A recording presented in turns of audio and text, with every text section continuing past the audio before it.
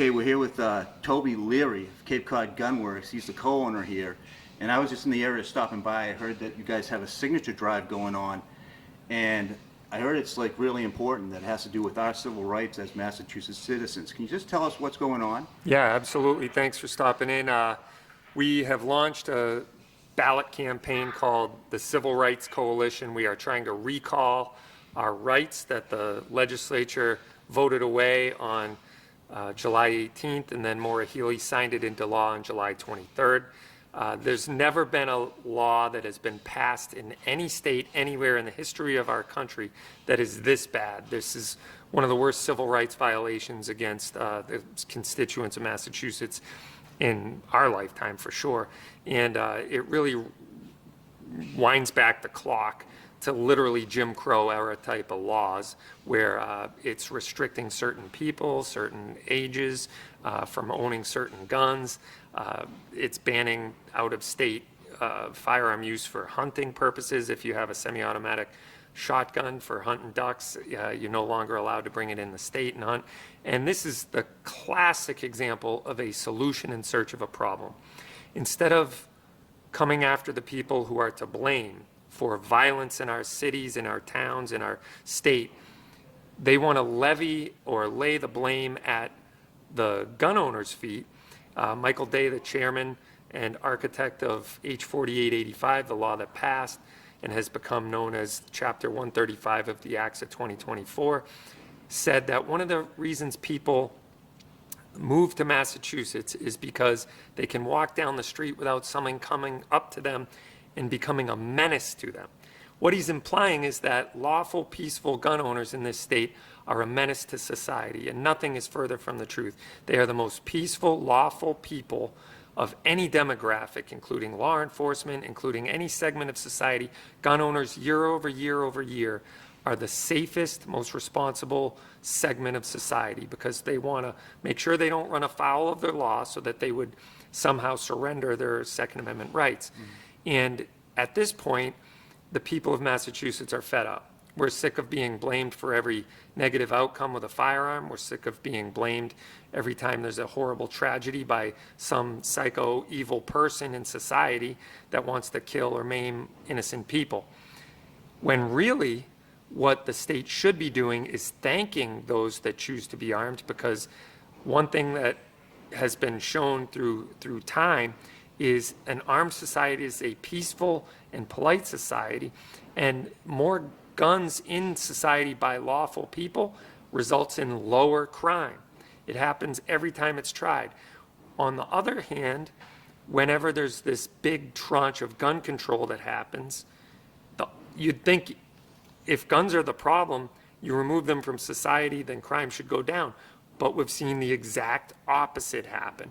And in 1998, the last time the state passed a huge tranche of gun control, there was 1.2 million gun owners in the state. Now there's 600,000. We're about half the amount of licensed gun owners in this state. And guess what? Violent crime is up 120%. So the truth of the matter is, blaming the people who aren't responsible for crime is not an effective or efficient way to deal with crime. Dealing with the people who cause crime, I'm all on board. Let's get together, we'll sit at the same table, we'll come up with good solutions that we know work. And by the way, you can do that without passing a single law. All you got to do is, enforce the laws that are already on the books. But in this day and age, our prisons are empty, our county jails are empty. We have no resolve to put away violent criminals. In fact, one of the first things plea bargained out, and the charges that are dropped are often gun charges, because that carries a mandatory minimum of 1.5 years in jail, and they don't want to put anyone away anymore. It's much easier to whip people up into an emotional state or frenzy and say, gun owners are the reason for the problem here, and that's not the case. So you're saying this law is really targeting lawful, law-abiding gun owners.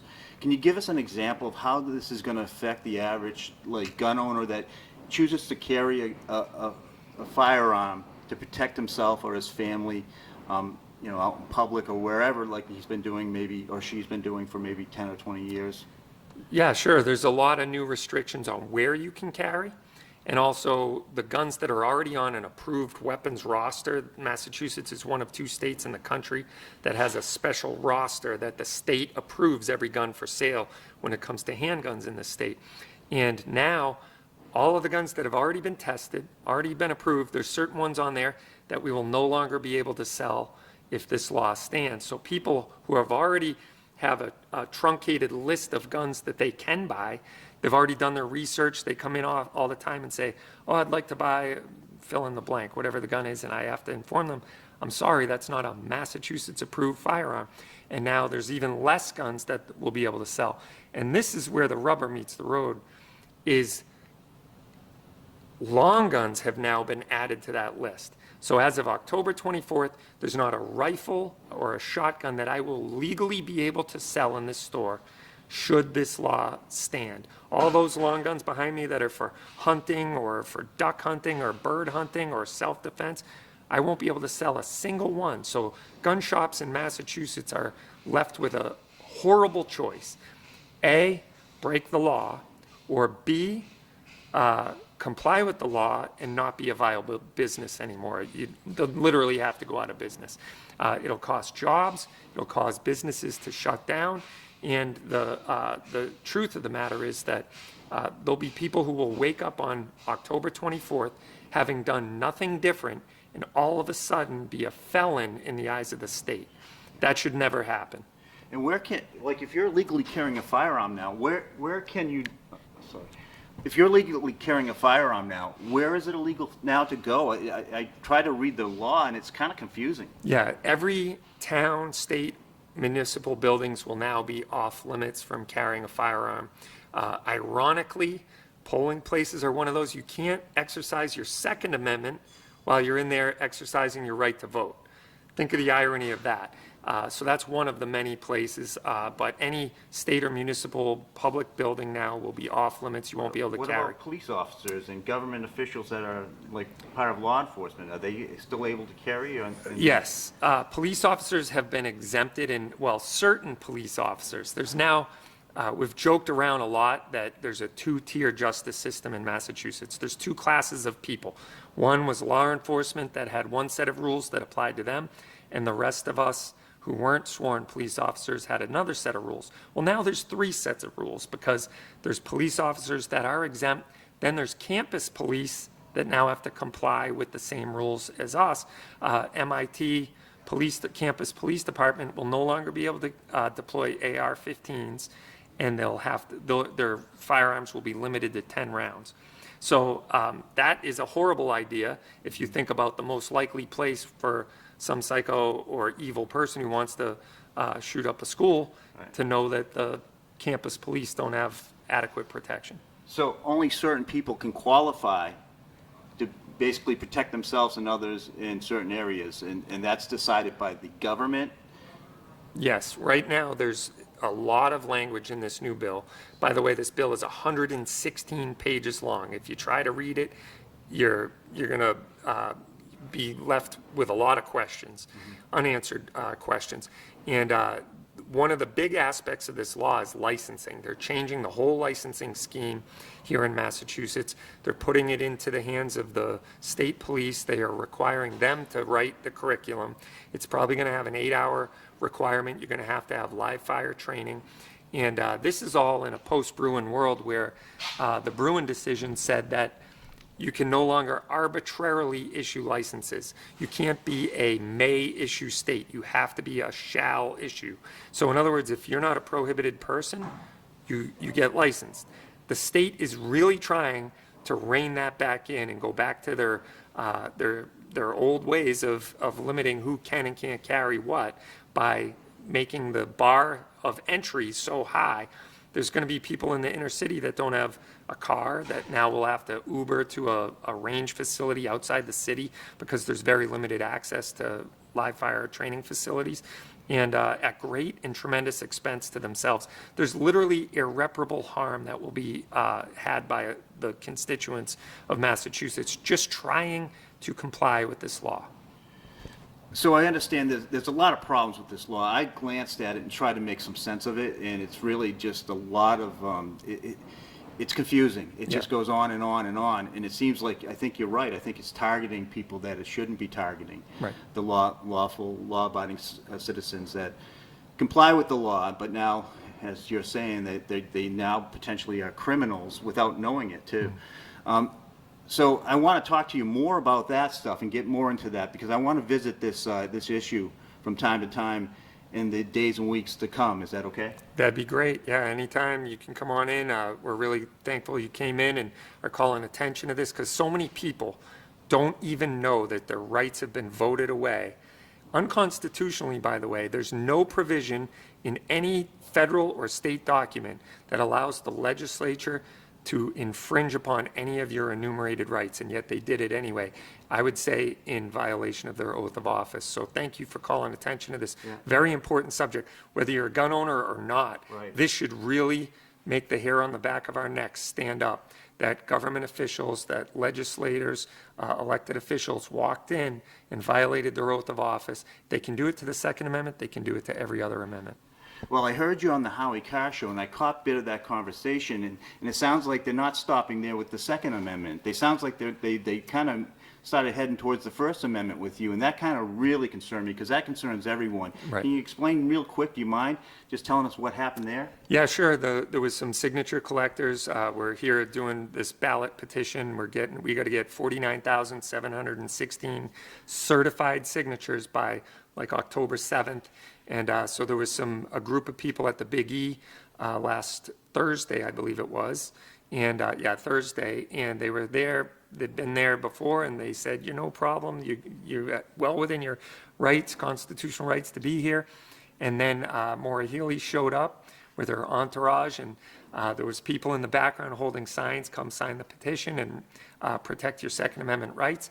And that wasn't good for the photo op. Maura Healey showed up with her entourage. Can you explain what that means? Were these just staff members, or were they law enforcement? I think it was a security detail, probably her staff, probably. armed? I don't know. They were plain clothes, so they were. I wasn't there, but it looked to me like they were all plain clothes by the stuff I saw on the news.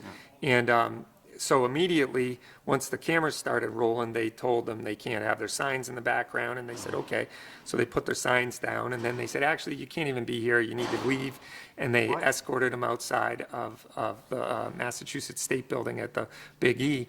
And then they were outside where they've been since the Big E started, and they said, nope, you literally need to leave the property. And they said, we have a right to be here. This is a place of public convenience.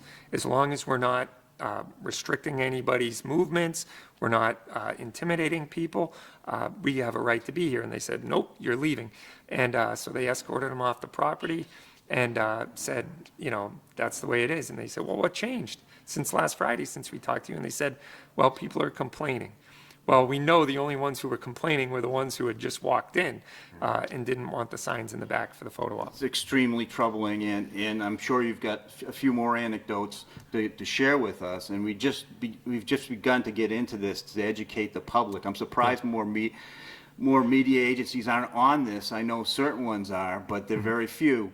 Can you tell the people what you're trying to do and where they can go and how they can help if they're interested in putting this law off so it can be looked at more and et cetera? Yeah, so if we're successful in our ballot initiative campaign, we can actually recall this bill. This is actually the constitutional process at work under Massachusetts Constitution Article 48. No, go ahead, don't worry. Under Massachusetts Constitution Article 48, we have a right to recall any bill that we feel is egregious to the Constitution or that we don't like. That's the whole democratic process. It's literally a part of the constitutional process. And so we've initiated this a few weeks ago. We got a few weeks left to get those signatures. And if we're successful, it'll go on the ballot in 2026, and the law will be suspended until then. And so we'll give to the people of Massachusetts something the legislature has not given us, and that is the time to debate what's in this bill, because they dropped this out of conference committee on July 17th. It was signed into law by the House and the Senate on July 18th, and less than a week later, Maura Healey signed it into law on the 23rd. So that's something that the people had, and to this day, a lot of them don't even know it happened. 7 million people in this state Yeah. literally don't know it happened. Right. And it happened overnight. It happened out of the darkness, and people aren't in favor of it. People are like, what just happened to my rights? So that's why we did what we're doing, and help people to, A, not be felons, help businesses to be able to stay viable while all this is happening. And, this is a multi-pronged approach to recalling our rights, but it's a very important effort and literally historical effort that's happening here in Massachusetts. Have you tried to reach out to the governor, and has she responded? I haven't, but I know a couple of the news agencies have, and I know that Gun Owners Action League has reached out to a lot of people, but anyone who's interested in this issue can go to thecivilrightscoalition.com, and there's a lot of information there. You can go to goal.org, where they break down the summary of the bill, and you can see how unconstitutional it really is, how the whole process was abused, and they did not uphold their oath of office as the constitutional, confidential guardians of the people's rights. They're literally breaking their oath of office and violating our rights. Yeah. Well, I find that certainly very troubling, and I'm going to try to reach out to Maura Healey and see if she'll answer some of these concerns. I hope she gets back to me about this, because I'm seriously troubled about that, and also the way her entourage treated you people up there, exercising your First Amendment rights.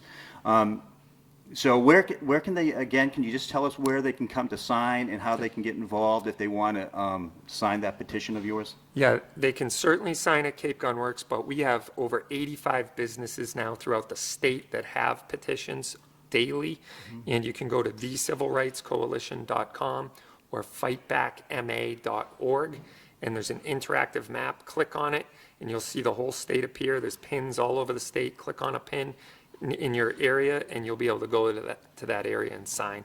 And we have people out on the in businesses and out on the streets. You'll see them in the grocery stores, the dumps, the Big E, the Gillette Stadium, that whole, anywhere the public's gathering, we're going to be out collecting signatures. Well, I certainly want to cover this more, and I want to get back here more. Is that okay? Absolutely, anytime. The door's always open. Well, I know I just caught you after hours, but I really appreciate you taking a minute to tell us what's going on, and I will be talking to you soon. Great. Thanks. Sounds good. Thank you. Yeah. This is